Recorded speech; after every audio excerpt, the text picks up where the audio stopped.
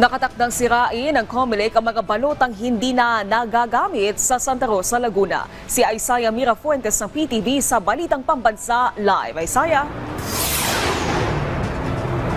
Naomi, alam mo, nasa labas ako ngayon ng COMELEC warehouse dito sa Santa Rosa, Laguna.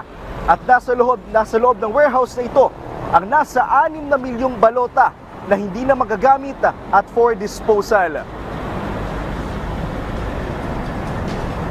Inaasahan na ngayong araw sisirain ng mga balotang hindi na magagamit sa halalan 2025.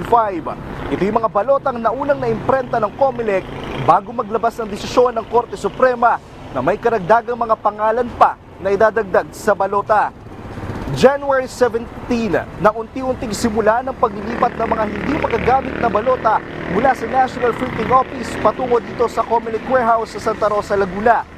Sinaksihan mismo ni COMELEC spokesperson Reclau Janco sa National Printing Office ang pag-aayos sa mga titransfer ng mga balota dito sa Santa Rosa, Laguna.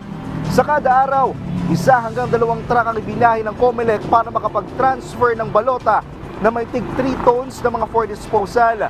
Ang mga sisiraing balota ay dumaan sa physical checking dahil kinakailangan kasi na machine readable ang mga balota, lalo pat good ballots lamang ang babayaran ng COMELEC sa Miru.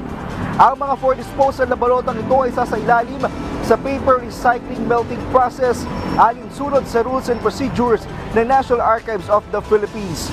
Sinigurong ligtas ng COMELEC ang mga balota at hindi mapapasakamay kanino man ang sa gayon ay hindi rin ito magamit sa paparating na halalan.